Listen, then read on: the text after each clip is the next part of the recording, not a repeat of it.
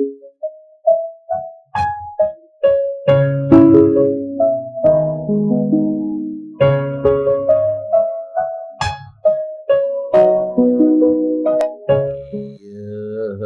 जगत सारा क्षणिक है और आत्मा एक नित्य है। आत्मा का अनुभव बस एकमात्र नित्य है। कहन राज को कर नमन, करो महान यह काज। आप्त ज्ञान के प्राप्ति है, मंगलमय सुख साज। मंगलमय सुख साज।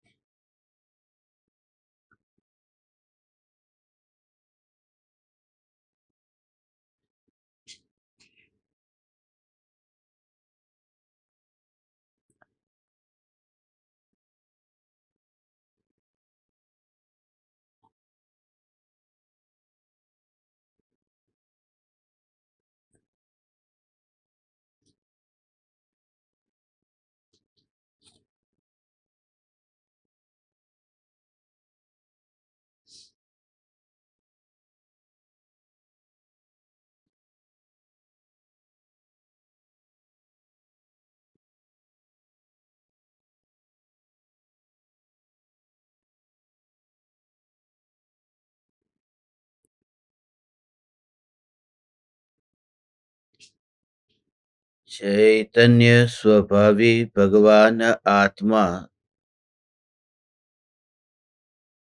स्वयं ही चैतन्य समय सार है।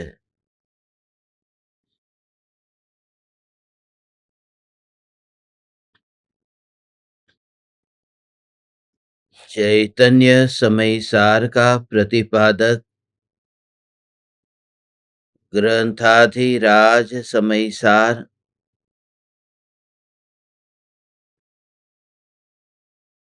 ज्ञान और ज्ञेय की स्वतंत्रता की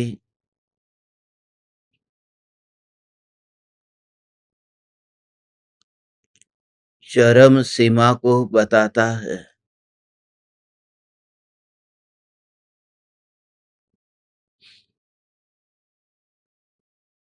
जानना जानना यह ज्ञान का परिणमन है।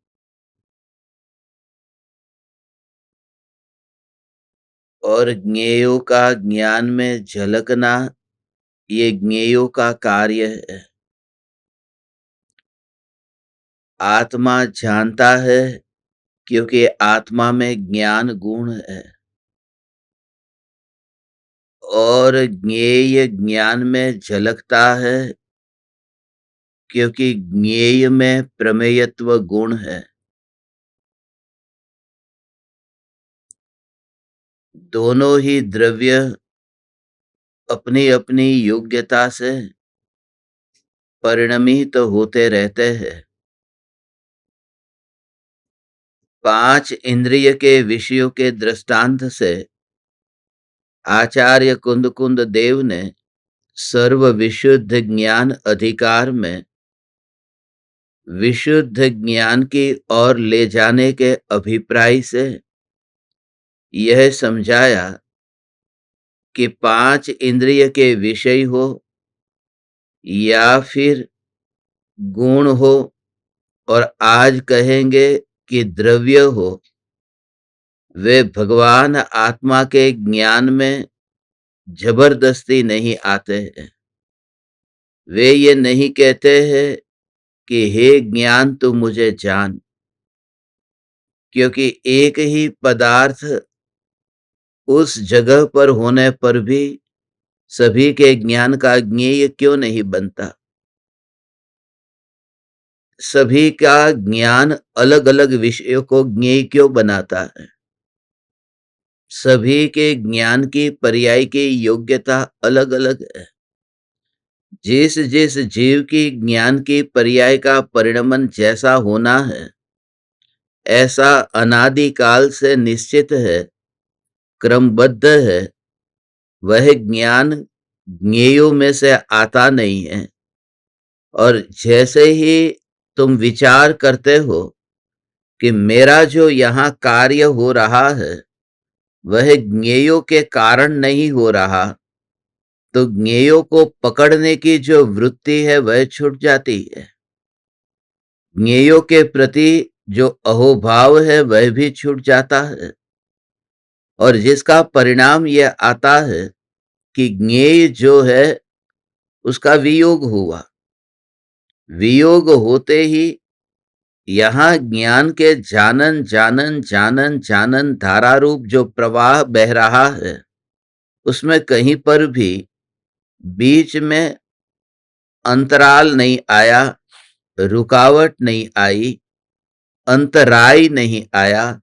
इस वजह से ज्ञानी ज्ञान में ही विराजमान होते हैं।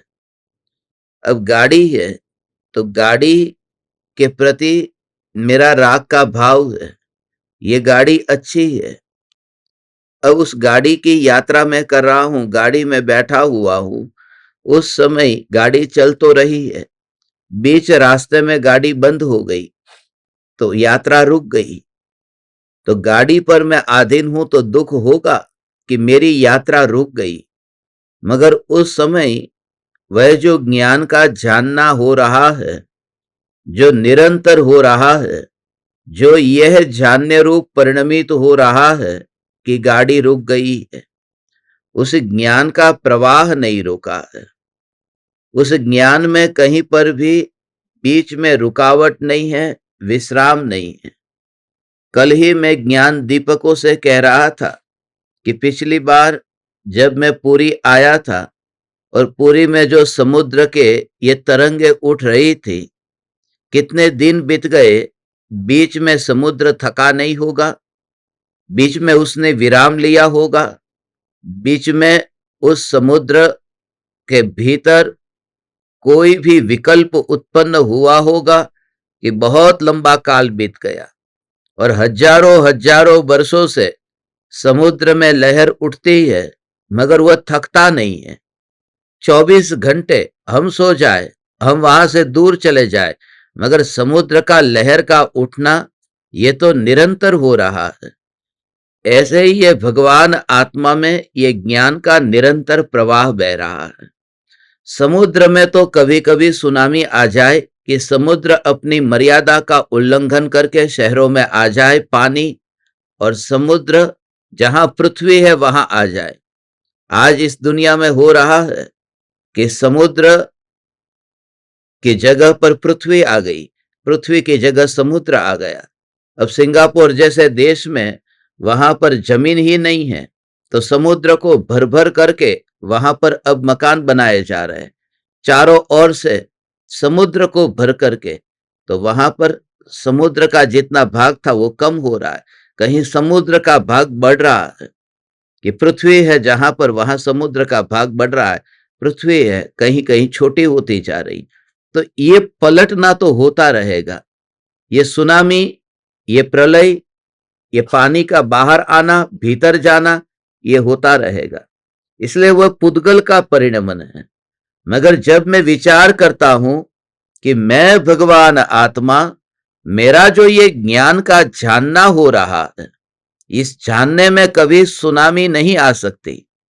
इसलिए सुनामी न आ सकती है क्योंकि ज्ञान, जैसे सुनामी आते समय वहां समुद्र का पानी पृथ्वी पर चला गया, मकानों में चला गया, नगर में, गांव में चला गया। तो ये जो 5 इंद्रिय के ये नगर है, ये देह रूपी नगर, तो ज्ञान जानकर के भी इंद्रियों के परमाणुओं में नहीं जाता है ना। ऐसी अंतर में श्रद्धा हो कि ज्ञान इंद्रियों के परमाणुओं में गया ही नहीं है, और जब ज्ञान इंद्रियों के परमाणु में गया नहीं है तो वो यहां पर अनुभव में आता है, अनुभव में आता है, अनुभव में आता है, क्योंकि इस अनुभव में ही यह परिणमन होने की शक्ति है। हे चैतन्य परमात्मा, ऐसा जो ये ज्ञान का परिणमन और उसी का फिर अनुभवन, परिणमन अनुभवन, परिणमन अनुभवन, तब वहां जो अभेद होकर निर्विकल्प अनुभूति होती है, तब निराकुलता रूप आनंद प्रकट होता है। अब वो केले का टुकड़ा किया, उसको मैं चम्मच से खा रहा हूं, कांटे से खा रहा हूं, तो वो चम्मच और कांटे को वह केला छू रहा है, मगर उस चम्मच को कितना कैल्शियम मिल रहा है। तो जब वो केला मैंने खाया और मुझे यहां पर शरीर में कैल्शियम मिला, तो एक तो है उसका स्वभाव, और उस स्वभाव को ग्रहण करने पर कुछ ऐसा परिणमन हो सके, ऐसी शरीर में शक्ति तो होनी चाहिए ना। वो चम्मच में वो शक्ति नहीं है, वो थाली में वो शक्ति नहीं है, थैली में वो शक्ति नहीं है जहां पर भी केला है। तो जो शरीर है उसमें वह शक्ति है। तो जो ज्ञान का जानना हो रहा है ये तो है, मगर उसका जब अनुभव होता है कि यह ज्ञान स्वरूप भगवान आत्मा में, ज्ञान स्वरूप भगवान आत्मा में, और वो परिणमन हुआ। जब मैंने केला खाया और शरीर में कैल्शियम मिला, तो वह केले का जो तत्व है वो चम्मच में, कटोरी में, थाली में, और दुकान से लाया तब थैली में, उसमें कहीं पर भी नहीं गया। तो उनके प्रति अब विकल्प भी नहीं आएगा। जिस व्यक्ति ने हमारा कुछ भी नहीं लिया है, उस व्यक्ति को हम कितना याद करते हैं। जहां कोई न लेन देन हो तो वहां याद नहीं आती। अपनी बेटी को, बेटे को, जहां पर विवाह हुआ तो बेटी ली है, बेटी दी है, तो वहां पर विकल्प आता है, ये रिश्तेदार है। रास्ते पर इतने लोग जाते जहां लेन देन नहीं है, फिर वो जो लेन देन है उसमें भी कितनी कितनी कितनी तन्मयता है। क्योंकि ग्राहक आया तो उसको वस्तु भी बेची है, मगर उसका इतनी फिर याद नहीं आती। तो मगर वहां पर कभी वही ग्राहक दुकान पर आएगा तो फिर याद आती, ये वही जिसको मैंने पहले माल बेचा। मगर ज्ञान की अनुभूति में जो व्यस्त है, उनको इंद्रियों से कुछ लेन देन नहीं हुई है, तभी सम्यक दृष्टि जीव निर्लेप रह करके प्रति समय मरने को भी तैयार है। मगर क्रमबद्ध पर्याय से पहले वो मरे भी कैसे? तैयार तो है, तैयार है, आत्महत्या करने को तैयार नहीं है, मगर इस देह में से बाहर निकलने को तैयार है। सारा न्याय न्याय न्याय न्याय न्याय न्याय का भाव, वह भाव अंतर में, अनुभव में आया है। वह कार्य रुका नहीं है। वस्तु के कारण ऐसा हो, वस्तु के कारण मेरा कार्य, सामने एक ग्राहक आया, वह ग्राहक नहीं आता तो मेरा कार्य रुक जाता। इसलिए वो ग्राहक का आना जरूरी है, नहीं तो व्यापार कैसे होता। अरे भाई, वो नहीं होता तो कोई दूसरा ग्राहक होता, मगर दूसरे ग्राहक की भी तो जरूरत पड़ती। समझना हो, ये जो भाव है, ये भाव, इतनी स्वतंत्रता, इतनी स्वतंत्रता, और अपनी मस्ती में मस्त होकर के ऐसा जो चैतन्य तत्व का दीवाना हुआ है, ये दीवाने का भाव समझना। हे चैतन्य परमात्मा, एक ग्राहक आया और वह गया, मगर अब वो दूसरे दिन दिखाई नहीं दिया। कोई बात नहीं, कोई दूसरा ग्राहक आएगा। मगर कोई भी ग्राहक नहीं है और दुकान पर व्यापार नहीं हो रहा है तो दुकान बंद हो जाएगी। ऐसे ही ये ज्ञान में अभी टेबल जानने में आया, टेबल नहीं जानने में आता तो ये ज्ञान का कार्य कैसे होता कि कुर्सी होती, मगर कुर्सी नहीं होती तो दीवार होती, नहीं तो दरवाजा होता, कुछ न कुछ होता, मैं उसको जानता, मेरा कार्य नहीं अटकता। मगर कोई भी नहीं होता तो, कि कोई भी नहीं होता तो ज्ञान ज्ञान को जानता, अपने को जानता। अपने को ही अपना माल बेच करके कमाई नहीं हो सकती दुनिया में, उसके लिए पराया ग्राहक चाहिए। अपन खुद ने ही एक हाथ से खरीदा और खुद ने ही बेचा और कमाई हो गई, ऐसा नहीं होगा। मगर यहां पर ऐसा व्यापार होता है ज्ञानी का, कि खुद ही खुद को ही जानता है, ये खुद का ही माल खुद को ही देता है और कार्य होता है। और उस कार्य से जो निराकुलता होती है, वो निराकुलता अनंत काल में कभी प्रकट नहीं हुई थी।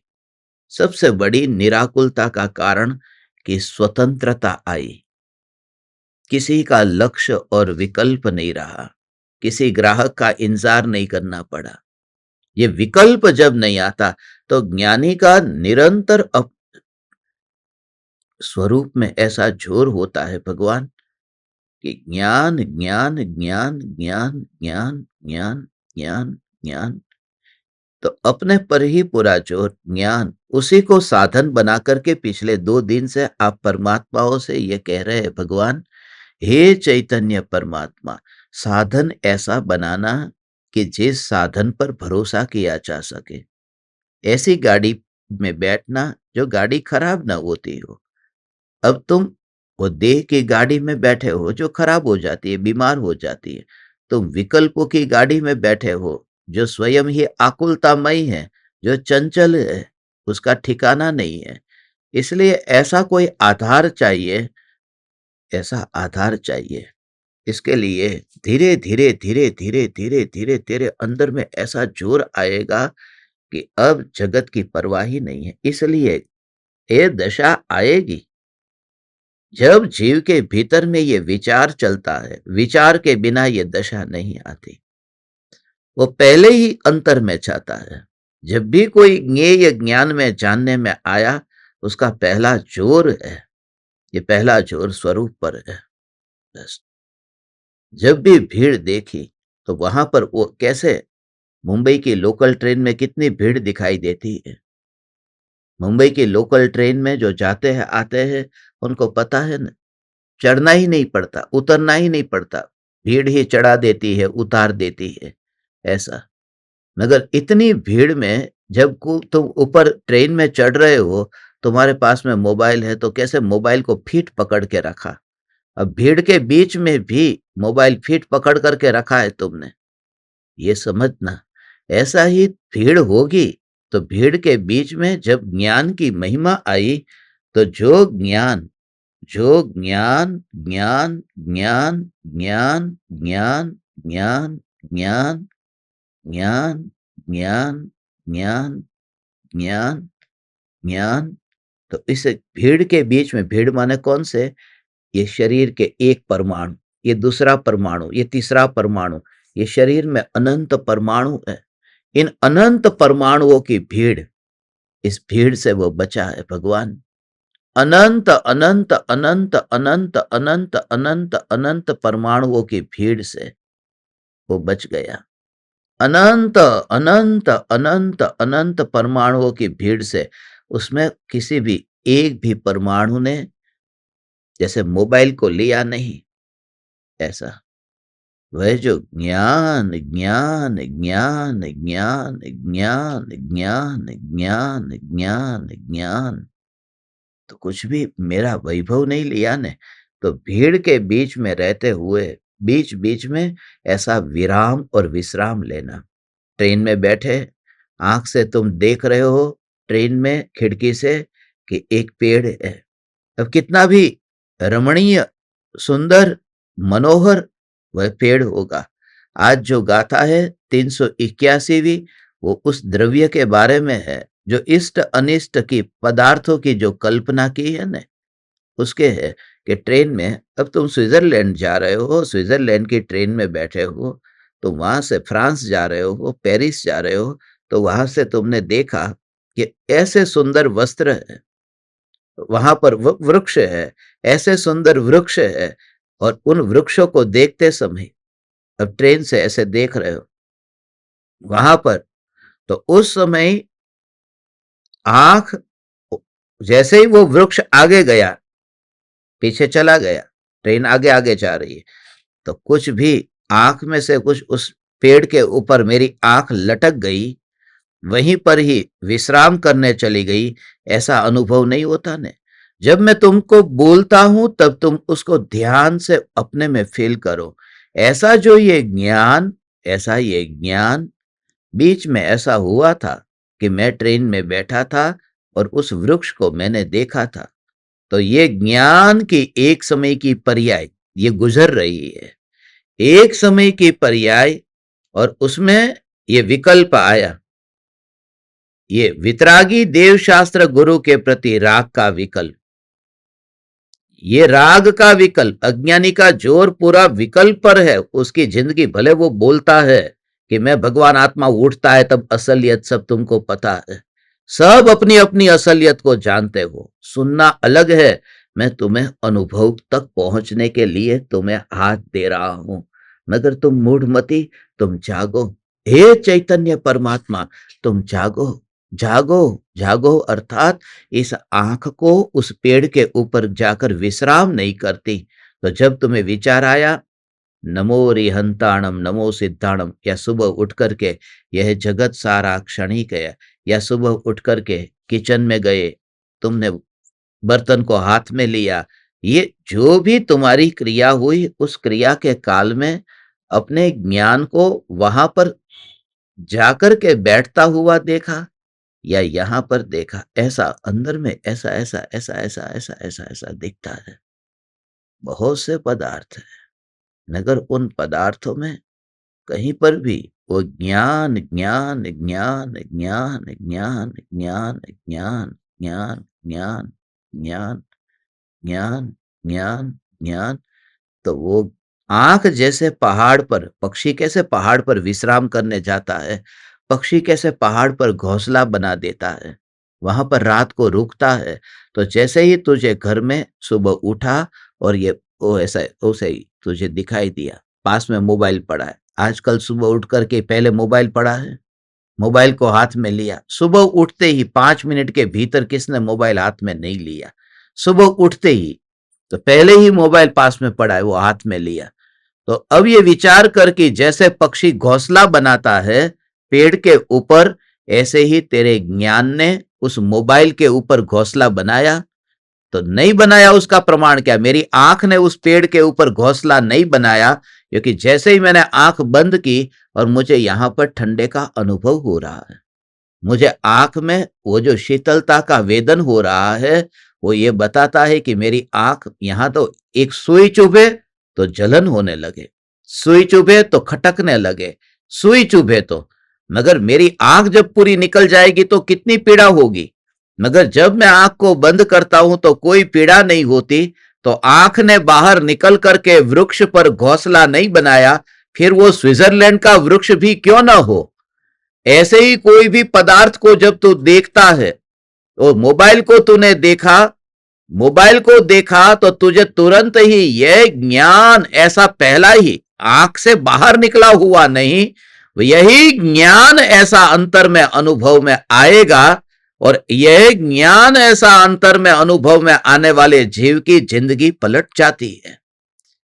ऐसा स्वरूप है। डॉक्टर के पास में जाकर के कैसे कहता है, डॉक्टर के पास में जाकर के आंख ठीक हो गई, कैंसर ठीक हो गया, जो नहीं हो सकता था। तो जब घर बेच करके, अपना दुकान बेच करके, गहने गिरवे रख करके कैसे वो कैंसर की गठान दूर करने चाहता है। मैं ये कहता हूं कि इतना समर्पण का भाव, तो तेरे में वो जो मीरा की दीवानगी है वो तब आती है जब ज्ञान, ये ज्ञान, यह ज्ञान, यह ज्ञान यहां खटकता तो है ही नहीं। मेरा जो वैभव है वो यहां से गया नहीं, आंख गई थी और वापस मिल गई नहीं। ऐसा स्वरूप देखा कि आंख कभी ज्ञेयों के वृक्ष के ऊपर, ये आंख का पक्षी घोंसला बनाने नहीं जाता है। ओ आंख का पक्षी वृक्ष के ऊपर वो घोंसला बनाने नहीं जाता, ये आंख बाहर निकल करके, नहीं तो मैं काना होता, अंधा होता। ये ज्ञान यदि ज्ञेयों के पास में गया तो ये भगवान आत्मा जड़ हो जाता। इसलिए अपने में अपने को ही अनुभव करने वाला व्यक्ति कभी अधूरा नहीं महसूस करता, ऐसा ऐसा महसूस नहीं करता। हो। तो जानबूझ करके ऐसा अपने को हैंडीकैप क्यों मानता है? मैं हैंडीकैप नहीं, मैं हैंडीकैप नहीं। मैं ऐसा ओ हो आँख वाला हूँ, कान वाला हूँ, ये मैं हाथ-पैर है, मैं कोई अपाहिज नहीं हूँ।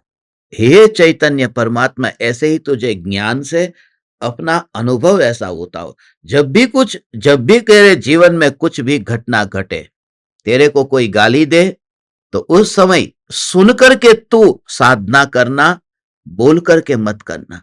उस समय चुप रह जाना, बिल्कुल चुप रह जाना, चुप रह जाना, चुप रह जाना। नहीं तो बोल करके बहुत पछतावा होगा, उस बात को उधर ही काट देना। चुप रह जाना। जब भी तुझे कोई सुनने को मिले तो चुप रह जाना। आज तक जिन महापुरुषों ने इस जग को जीता है, एक ही कारण से, बोल करके नहीं, चुप रह करके, चुप रह करके। इसलिए मुनिराज बोले नहीं, यशोधर मुनि बोले नहीं, कोई उत्तर नहीं दिया। पार्श्वनाथ मुनिराज कमठ के सामने कोई बोले नहीं। ये बोलना नहीं, ये बोलना नहीं हुआ, ये चुप रहे, चुप रहे। जितने भी सुकुमाल मुनि चुप रहे, सुकौशल मुनि चुप रहे। अरे हमारे जीवन में भी गुरुदेव के सामने गालियां देने वाले कितने थे, गुरुदेव चुप रहे। ये इस भूमिका में चुप रहे, चुप रहे। क्योंकि जितना तू बोलता है, शरीर की शक्ति खर्च होती है, परिणाम बिगड़ते हैं और तेरे वचन की वैल्यू नहीं रहती है। जो कि ज्यादा बक बक बक बक बक बक करने वाला होगा ना, उसकी वैल्यू नहीं होगी। तुम ही अपनी कीमत, अपना मूल्य गिराते हो बिना जरूरत का बक बक करके। चुप रहो, सुनो ज्यादा, बोलो कम। जितने भी सफल व्यक्ति, ये तो दुनिया की बात कर रहा हूं, जितने भी सफल हुए वो बोल करके नहीं, चुप रह करके, चुप रह करके, बस बातचीत करके नहीं, अब चुप रह करके।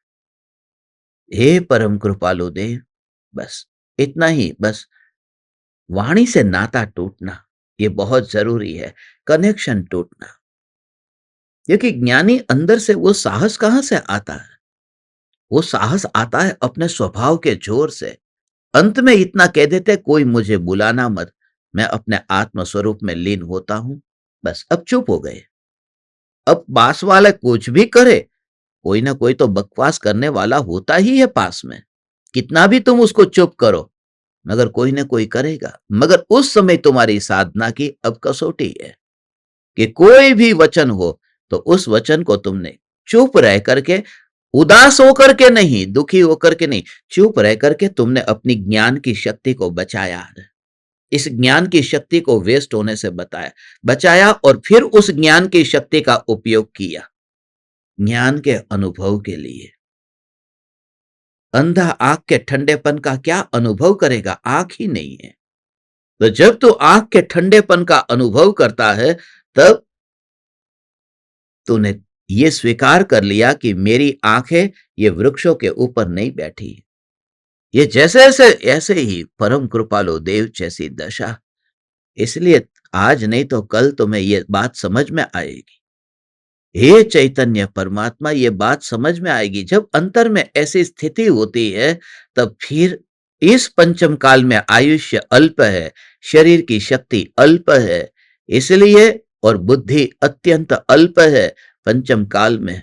इसलिए परम कृपालु देव, यदि उस शरीर की स्थिति ऐसे होने पर परम कृपालु देव आश्रम की स्थापना नहीं करते, उसका कारण यह है, तुम्हें यह बात समझ में अभी नहीं आएगी। हम 31 तारीख को तुम्हें अपना आखिरी चेहरा दिखा देंगे, फिर तुम्हें चेहरा नहीं दिखाएंगे। इसका कारण है, इसका कारण है, हे चैतन्य परमात्मा, अब फिर बस, अब फिर बस, अब फिर बस, अब फिर बस। क्योंकि ऐसे ही एकांत एकांत एकांत एकांत अब भीड़ में जाने जैसा लगता ही नहीं है। अब लोगों के पास में रहने जैसा लगता नहीं है, रहता ही नहीं, रहता ही नहीं। अंदर से तुम्हें खुद ही कृपालु देव की वह जो दशा थी, इसलिए 33 वर्ष की उम्र में कृपालु देव ने अंत में एक भी बोध ऐसा दिया कि ये शास्त्र का पब्लिकेशन करो, इस शास्त्र को छपाओ, या फिर एक उपाश्रय बना दो, या फिर वो ज्ञानी को समझना बहुत दुर्लभ है भगवान, दुर्लभ है।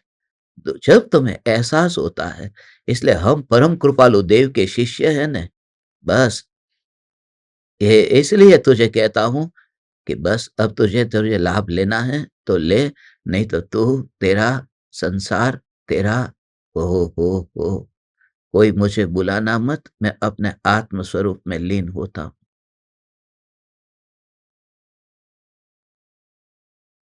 और वो अचानक नहीं होता, जिंदगी भर की साधना से अंतर में वो जीव तैयार होता है। हजारों घंटे का बोलना व्यर्थ में नहीं जाता। वो एकांत की आनंद की मस्ती अलग है। वो व्यक्तिगत संपर्क में नहीं चाहता। कृपालु देव ने तुरंत भागे नहीं वहां से। शरीर में कहाँ ऐसी शक्ति थी। बड़ी मुश्किल से एक एक एक कुर्सी से दूसरी कुर्सी पर बिठाने के लिए भी उठा करके बिठाना पड़ता था। ऐसा तो शरीर कमजोर हो गया था। मगर कृपालु देव की दृष्टि फिर सिमटने लगी थी। धन्य भागी है कोई जीव जो उस स्थिति को समझता है। इसलिए आज कृपालु देव के पीछे हजारों लाखों लोगों की भीड़ है। कृपालु देव के सामने हाथ जोड़ने वाले की भीड़ बहुत है। मगर कृपालु देव के भीतर में जो हो रहा है, उस अनुभव को अनुभव करने वाला तो एकाध कोई विरला इस जगत में है। जो उनके अंदर हो रहा है, पैर को छूने वाला, तस्वीर को छूने वाला, ये बात अलग है। क्योंकि उसने ऐसा, उनके साथ में ऐसा है स्वरूप। ओ हो, ऐसा स्वरूप है।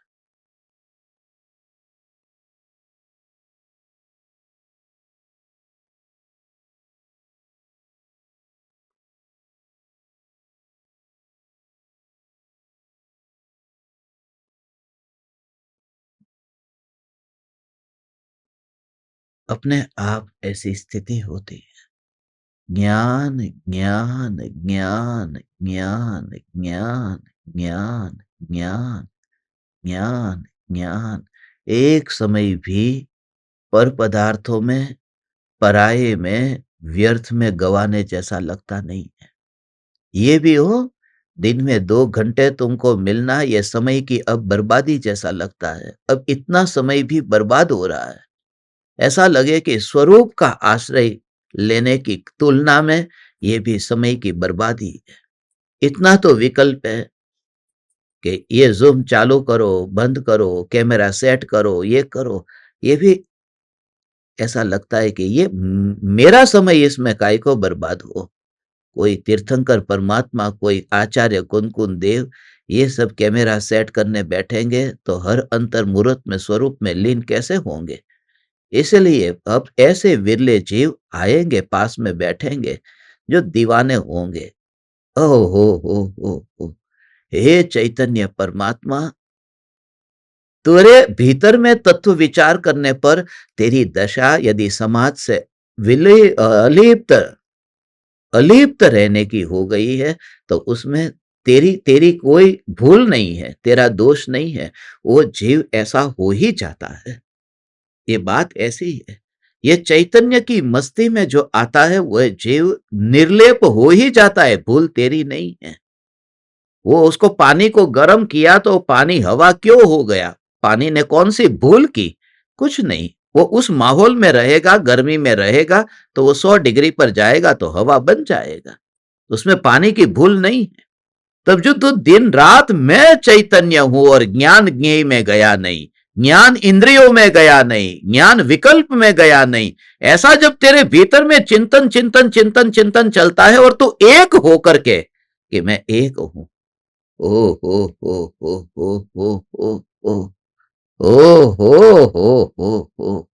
हो। तो ऐसा ही होगा वहां से। ओ हो ए आ ओ हो हो। तो वो शरीर ऐसा ही सुकुमाल मुनि का जो शरीर था ना भगवान, ऐसा ही शरीर था। उसका स्वभाव अंतर में ज्ञान ज्ञान ज्ञान। कैसा ये स्वभाव है। मुझे बचपन में ये बहुत याद आता था। मैं स्कूल में जाता था, तीसरी कक्षा में पढ़ता था, तो वहां पर उस समय तीसरी कक्षा में पढ़ता था, गांव में एक प्याऊ बना था, परब पानी नहीं परब बनी। ओ उस समय मैं उसको देखता, स्कूल के बाहर ही, वहां पर उस समय स्कूल के बाहर हॉस्पिटल था, उसके पास में एक पानी का प्याऊ बना था। उसमें गांव में पानी का प्याऊ, પરબ પાણીની, એમાં નળ હોય ઉપર टाकीમાંથી पानी આવતું, नवी नया नया जब वो प्याऊ बना पानी आता रहा। ऐसा मुझे आज भी याद है। वहां पर 5 नल लगे हुए थे, 5 नल, और लोग जाते वहां पर, बस स्टैंड का रास्ता है, बस स्टेशन का रास्ता है, सब लोग उधर से आते जाते, स्कूल है, हॉस्पिटल है। मगर थोड़े दिन के बाद में नया नया होता है तो चलता है, फिर कौन पानी भरेगा, कौन उसको मेंटेन करेगा, ऐसा करके। तो उस समय ओ तो वो तो कोई पानी भरता ही नहीं। और थोड़े दिन के बाद में मैंने देखा कि कोई उसके नल को तोड़ करके, गांव वाला कोई नल को लेकर के चला गया। देखिए, लोगों का ऐसा हो ना कि जहां आना जाना हो तो वहां चोरी होने की संभावना कम है। इसलिए जहां पर टॉयलेट होंगे ना, स्टेशन के ऊपर भी देखना टॉयलेट होंगे, वहां पर लॉकर होंगे, कि लोग इसलिए कि भाई लोग आते जाते वहां पर रहते हैं, चोरी होने की संभावना कम है। ऐसी जगह पर लॉकर बनाते हैं कि जहां पर लोगों का आना जाना होता है। अब वहां पर तो कोई पानी पीने रुकता ही नहीं, पानी ही नहीं है। धीरे धीरे किसी की नजर पड़ी और लेके चला गया। और उसी दिन मैं अपने घर से सुकुमाल मुनि का चित्र देख करके आया था। 8 साल का होगा मैं, उस समय मैं चित्र देख कर आया था। ओ हो कि इस नल में से पानी जब बाहर आता ही नहीं है तो नल काम का क्या रहा। तो कोई ना कोई ले जाएगा उस नल को, ले ही जाएगा ना, क्योंकि पानी कहाँ बाहर आ रहा है।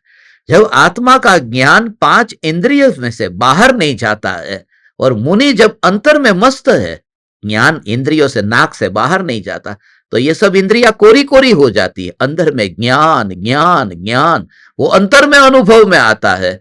तो इंद्रिया जब कोरी हो गई तो वो शियाली आई और नल को लेकर चली गई, कोई पैर को खा गई। ये भी एक नल है, ये भी एक नल है, ये भी नल है। ऐसे ही 5 इंद्रियों के नल, एक नल को लेकर के गई, अभी 4 नल ऐसे पड़े हुए हैं। वो दृश्य मैंने देखा उस समय, एक नल को लेकर के गया, 4 नल अभी साइड में पड़े हुए हैं, कोरे कोरे नल है, जहां पानी की बूंद नहीं है, और कोई लेकर के जाता है तो पानी को क्या लेना देना, जो है ही नहीं वहां। ओ वो चोर पानी की चोरी करके नहीं गया भगवान। हो ऐसा अंतर में वो हो। उस दिन स्कूल में क्या पढ़ाया था मैंने सब छोड़ दिया। वो हो उसकी सजा भोगी दूसरे दिन, डबल होमवर्क लेना देना सब। मगर उस समय विचार हो सुकुमाल, हो हो सुकुमाल मुनि की तस्वीर घर में देखी, और वो नल चोरी होता हुआ देखा। वो गांव में, ऐसा उमराड़ा की बात है ये। हे चैतन्य परमात्मा, ओहो, हम अभी इस भव में, यहाँ के, ये इस भव के नहीं है। हम है ना अभी थोड़े दिन के मेहमान हैं। हम पूर्व भव से जो यहाँ पर तुम्हारे साथ में कुछ बाकी था, तुम्हारा लेने और देने यहाँ पर आए हैं। बस अब बहुत हो गया भगवान, बहुत हो गया। अब तो ऐसी स्थिति, हो वहां पर ऐसे सुकुमाल मुनि ऐसे ध्यान में बैठे, उनका पैर, वो पैर को सियाली और उसके 2 बच्चे वो खा गए। तो ओ खाते ही रहे, खाते ही रहे, खाते ही रहे। कितने दिन तक वो खाते रहे, और वो उठते नहीं। वहां तो एक बार नल लेके चला गया, यहाँ तो नल को ऐसे ही कुरेदता जा रहा है, धीरे धीरे धीरे। मगर जो ओ यू फील इट, ये अनुभूति का जो मौका है ना भगवान, के ज्ञान इंद्रियों में गया नहीं है। ज्ञानी क्यों एकांत में जाता है, एकांत में इसलिए जाता है। ओ ओ ओ हो ओ हो हे परम कृपालु देव, यू ट्राई टू अंडरस्टैंड। हे ज्ञान दीपक, हे चैतन्य परमात्मा, डोंट मिस टू अटेन सम्यक दर्शन, डोंट मिस, डोंट मिस। ये जो सम्यक दर्शन, ये चैतन्य का कनेक्शन है। ओ, सब कुछ दुनिया में, तेरा व्यापार चलेगा, दुकान चलेगी, सब चलता है। ये जो मौका है, ये जिंदगी में आखिरी बार ये मौका मिलता है। ओहो, ऐसा ये स्वरूप है। कल का सत्संग हो गया नीचे, आज का सत्संग हो गया इधर ऊपर, बस हो गया। बहुत भावना थी, एक सत्संग हो गया पूरा।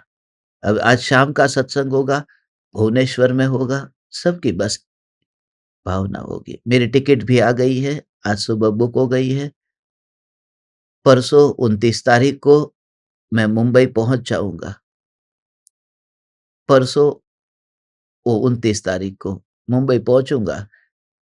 एक रात मुंबई में रह करके फिर 30 तारीख को फिर जोधपुर जाना है। वहां पर किसी जिन जिन को वादा किया हुआ है, उनका वादा पूरा करने जाना है।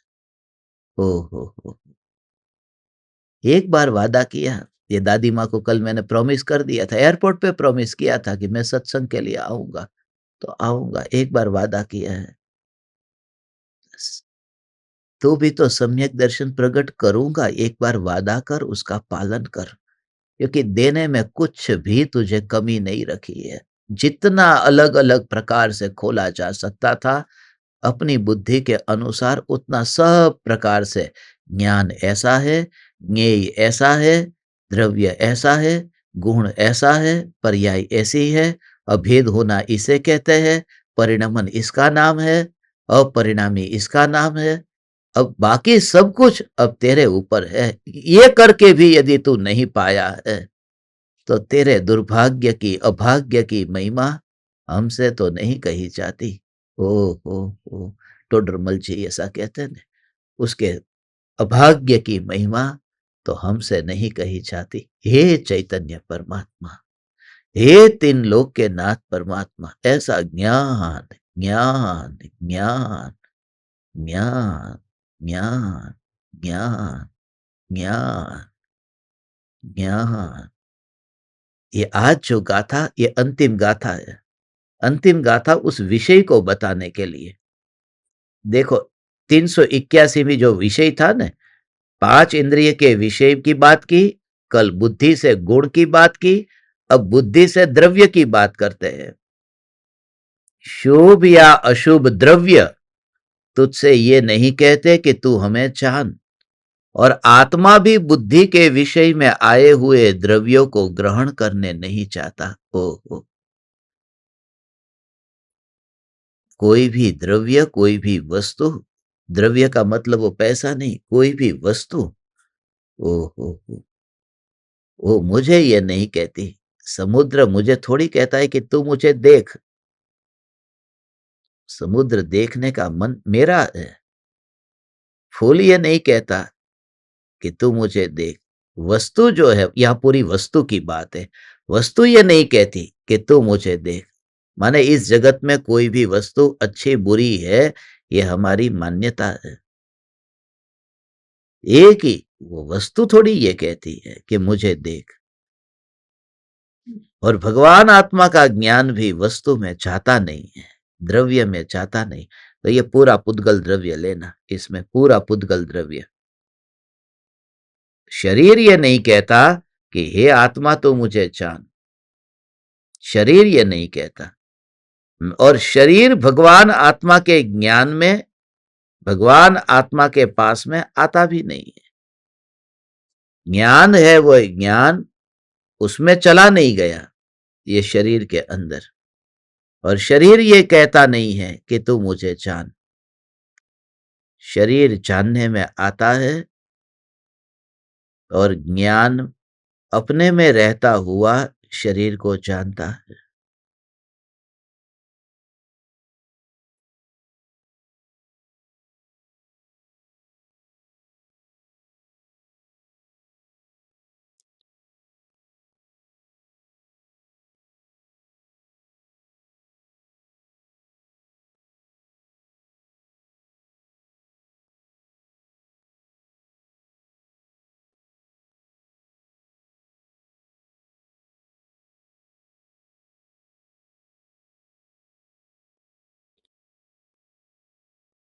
अपनी जानने की ऐसी शक्ति को देह से अलग अलग अलग अलग अलग अनुभव करता है, इसलिए वहां की याद भी नहीं आती। पक्षी है, देख, पक्षी है, घोंसले में उसका बच्चा है, घोंसले में है, तो पक्षी उड़ के जाता है ना, उसको अपना वो इतने मानो 10 पेड़ है, तो 10 पेड़ में वो कौन से पेड़ में अपना बच्चा है वो सब याद रहता है। वो जब वो दाना लेने जाता है, दाना चुगने जाता है, तो उसे पता है कि वापिस कौन से पेड़ पर आना है, कौन से घोंसले पर आना है, उस पक्षी को सब पता है, क्योंकि उसका बच्चा उस घोंसले में है। मगर मैं तुमसे कहता हूं कि घोंसला वहां है ही नहीं, बच्चा वहां है ही नहीं। अब पक्षी वहां उस पेड़ से उड़ा, तो उसकी जो उड़ने की शक्ति, ये 2 पंख है, वो पंख उस पत्ते के साथ में, पेड़ के साथ में अटक गया हो, तो कुछ विकल्प आएगा कि वो पेड़ कौन सा था जहां मेरे पंख अटक गए। मगर जब वो पक्षी उड़ता जा रहा है, तो अपने पंखों को तो अपने में देखता है, उड़ता जा रहा है, अपने पंखों को अपने में देखता है, तो फिर पेड़ पेड़ के प्रति उसका कोई भी विरोध नहीं है, राग नहीं है। आज तक किसी भी पक्षी को देखा कि पेड़ से जब उड़ा हो, तब उसने पीछे पेड़ की डाली को देखा, पत्ते को मुड़ करके देखा, क्योंकि पंख जो शक्ति है उड़ने की, वो उसके पास है, इसलिए उड़ता है। तो जो जानना है, ये मेरी शक्ति है, जानना, जानना। तो जब वो मृत्यु आएगी, तो देह के ये द्रव्य को पीछे मुड़ करके ज्ञानी नहीं देखता है, क्योंकि जानना ये पंख है, और उसका अनुभव तो हो ही रहा है। इसलिए देह को देखना, ये आ इसलिए ये सब एक एक का हिसाब मत लगाना। फिर मेरे पापा को नहीं देखूं, मम्मी को नहीं देखूं, भाई को नहीं देखूं, बहन को, ये सब एक एक का नहीं। फिर दुकान को नहीं देखना है, फिर सोना चांदी को नहीं, पूरे पर द्रव्य को, अपने ज्ञान को देखा। तो एक डाली को नहीं देखूं कि दूसरी डाली को नहीं देखूं कि तीसरी डाली को नहीं देखूं, ऐसा विचार थोड़ी आता है। खाली पंख का अनुभव हो रहा है, वो बिना विकल्प के ही, पीछे मुड़े बिना वो पक्षी आकाश में उड़ जाता है। ऐसे ही ज्ञानी जब देह को छोड़ते हैं, और उसी माहौल में रहना है तुझे, गुरु की जरूरत इसके लिए है, क्योंकि उस घड़ी में ये सारे संसारी जन, ले शरबत पी ले, थोड़ा मीठा पानी पी ले, ले थोड़ा पास में बैठ ले, हाथ से हाथ मिला ले, सिर पे हाथ घुमा दे, यही झंझट होगी उस समय। उस समय कोई जीता जागता वह बुद्ध पुरुष तेरे पास में होगा, तो वह तुझे कला बताएगा। उसके लिए जीवंत की जरूरत है, मूर्ति वह काम नहीं कर सकती है। भगवान, हे चैतन्य परमात्मा, उसके लिए तुझे कीमत चुकानी पड़ती है, गुरु की आज्ञा में रहना पड़ता है। ये कीमत है उसकी। उसके लिए तुझे हाथ जोड़ना होता है। हाथ जोड़ना, ये चमड़ा नहीं, हाथ जोड़ना माने गुरु ने कहा ये आप कहो, गुरु ने कहा ये आप कहो, गुरु ने कहा ये आप कहो। वो उतना अहोभाव से भरा है, इसलिए वो सुनता है, वो बोलता तो है ही नहीं। हा भी नहीं और ना भी नहीं, जो सुना वह करने लगता है। जो निश्चयाभासी होकर के बैठे हैं, उनको सम्यक दर्शन इसलिए नहीं हो रहा है, इसलिए नहीं हो रहा है। मैं तुझसे सत्य कहता हूं, तुम जानते हो उसमें कमी क्या है। तुम्हारे गाल कभी गीले नहीं हुए हैं, तुम्हारी आंखें कभी गीली नहीं हुई है, तुम पत्थर हो गए हो, इस वजह से यह हालत है। वरना ज्ञान पाकर के अनुभूति नहीं हो, क्योंकि ज्ञान तो गुरु से मिलता है, मगर गुरु के पास में जाकर के फिर आज्ञा में रहता है, तब वो पत्थर पिघलता है। तेरा पत्थर कहां पिघला है? इसलिए कभी नहीं होगा। सम्यक दर्शन तो उस जीव को होता है जहां दोनों का मिलन है, निश्चय व्यवहार का मिलन है, ज्ञान भक्ति का संगम है, जहां पर ओ हो हो निज परमात्मा और सदगुरु परमात्मा का मिलन है। जहां पर ऐसा कनेक्शन जहां होगा, उस जीव को हो हो ऐसा, ओ हे परम कृपालु देव, आपके बिना हमें पता है ये क्या हाल है, मगर ये ज्ञान दीपक अभी तक नहीं समझे, अभी तक नहीं समझे। और ये आखिरी दिन आ गया। आज हमारा यहाँ से कटक से जाने का दिन आ गया। हम भुवनेश्वर जाएंगे। हे चैतन्य परमात्मा, जिंदगी बहुत मौके देती है, मगर तुम्हारी बुद्धि, ये बुद्धि शब्द लिखा न, बुद्धि उतनी तक ही दौड़ती है जहां तक तुम्हारी मलिन वृत्ति। जितनी मलिन वृत्ति होगी बुद्धि वहां तक दौड़ेगी। देखना बुद्धि कहां तक जाएगी। बुद्धि किसको देखेगी? जहां तक वृत्ति होगी उसको देखेगी। वो बात उसको दिखाई ही नहीं देगी। इसके लिए तो ओ हो, बुद्धि वहां दौड़ती है जहां वृत्ति है। दिगंबर मुनिराज निकले तो उनकी नग्नता को देखने में, वो जिसके भीतर में विकार है तो वो वहां पर ही पहले देखेगा, क्योंकि उसके भीतर में वृत्ति मलिन है। तुम्हारी वृत्ति की मलिनता के अनुसार बुद्धि दौड़ती है। वो वृत्ति बुद्धि को खींच करके ले जाती है। इसलिए तो इंद्रिय विषय विषय के भोगों की वृत्तियां इतनी है। इसलिए अमेरिका ये क्या कर रहा है, विज्ञान क्या कर रहा है, ये खोज किसकी हो रही है? ये सब परवस्तु की। क्योंकि वृत्ति भोगों की है तो उसी को खोजेंगे। वृत्ति जिसकी है, पर पर पर पर पर, इसके लिए तो। और रोज नई नई खोज, रोज नई नई खोज, रोज नई नई खोज। और मृत्यु के समय तड़प तड़प और तड़प और कुछ नहीं। तड़पना ही तड़पना। तुम क्या सोचते हो, क्या समझते हो? आइंस्टीन तड़प करके मरा तो क्या मार्क जुकरबर्ग वो वितराग समता भाव से मरेगा? जब तक पर की खोज में अटका है तब तक तड़पते हुए ही मरेगा। भले फेसबुक खोज ले, भले व्हाट्सएप, इंस्टाग्राम, भले कोई भी सॉफ्टवेयर, भले कोई भी सॉफ्टवेयर खोज ले, कितना भी होगा, मगर वह स्वरूप के आश्रय के बिना। इसलिए हमने किसी भी सॉफ्टवेयर को नहीं खोजा, मगर उस ज्ञान में। ओ हो, हे चैतन्य परमात्मा, हो हो।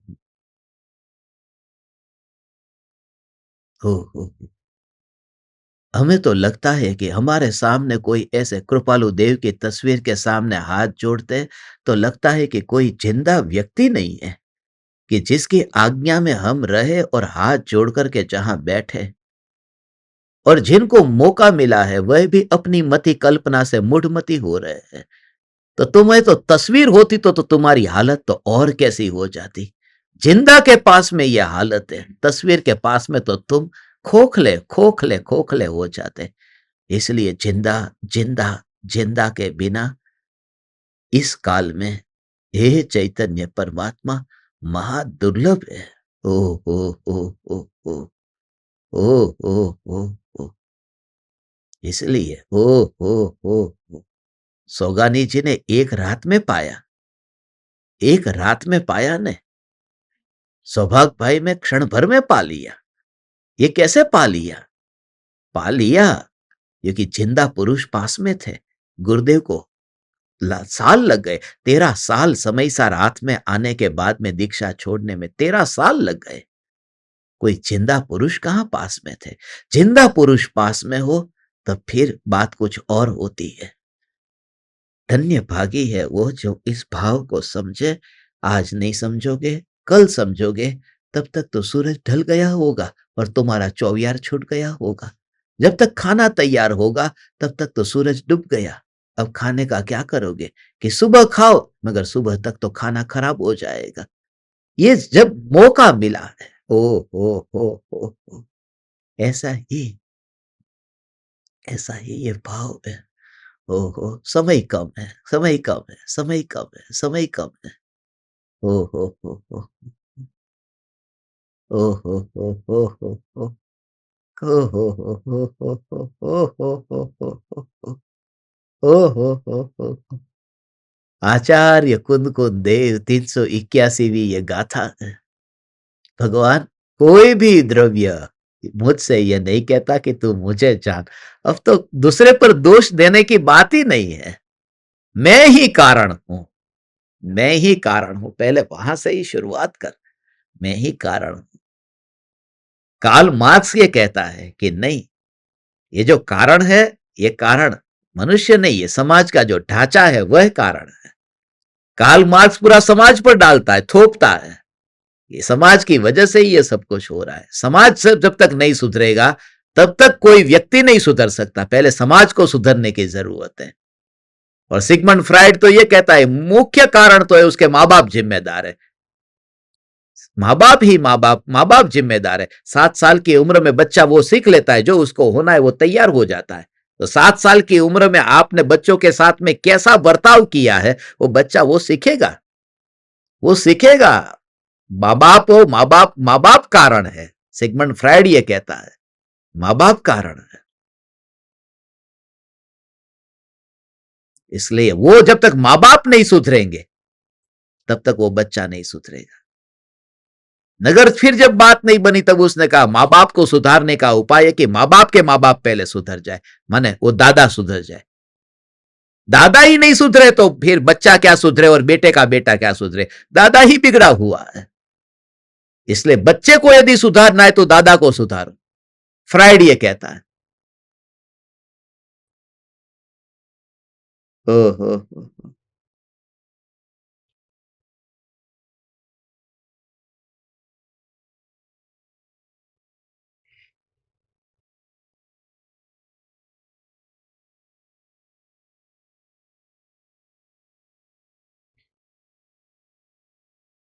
और कृपालु देव ये कहते हैं मैं ही कारण हूं, कोई समाज कारण नहीं है, कोई माँ बाप कारण नहीं है, कोई दादा कारण नहीं है, मैं कारण हूं। माने पूरा जिम्मा मेरे पर आ गया।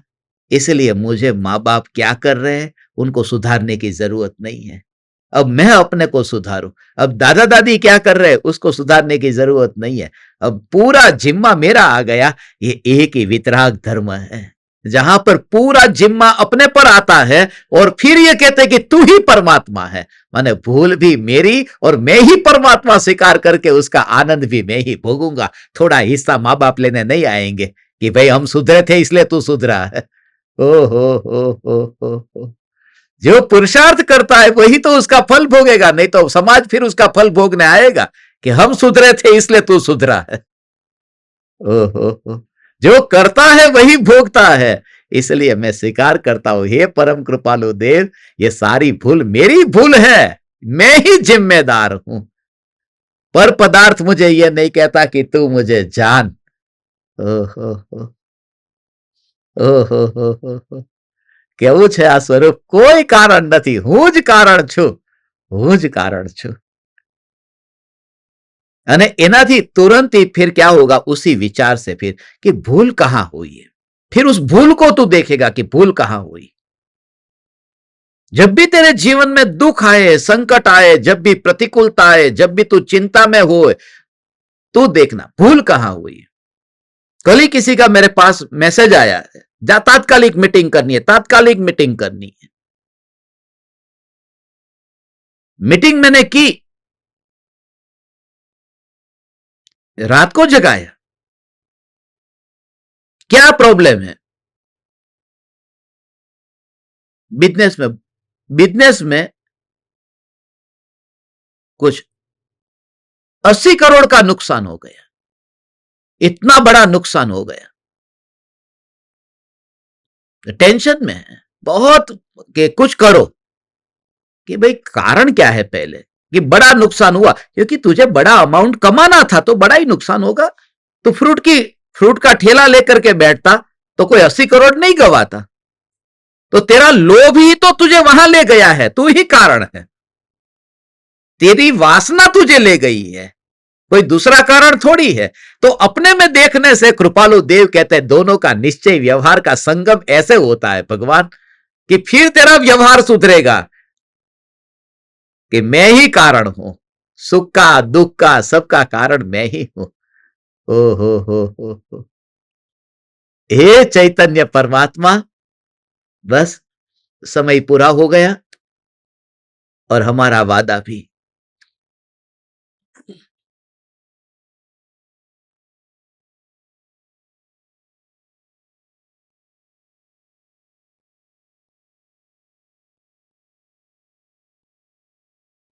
कल 10 गाथाओं में से आखिरी गाथा है जो उपसंहार है। उस पर हम चर्चा करेंगे। आज दोपहर में समाधि प्रज्ञ साधक का जन्मदिन है। दोपहर में एक सत्संग विशेष होगा। सत्संग का समय आपको बता देंगे कितने बजे रखना है। मोस्टली लंच और डिनर के बीच में जब वो टाइम अपने को मिलेगा वो तब रख लेंगे। और आज शाम का धर्म सभा का सत्संग वो पक्का है 7:42 पर होगा और भुवनेश्वर में होगा। जिनको आना है उनके लिए भी एड्रेस ग्रुप में डाल देंगे, तो प्रत्यक्ष जो आना चाहते हैं वो भी भुवनेश्वर वाले आ सकते हैं। प्रणाम। चैतन्य समयसार, चैतन्य समयसार, चैतन्य समयसार।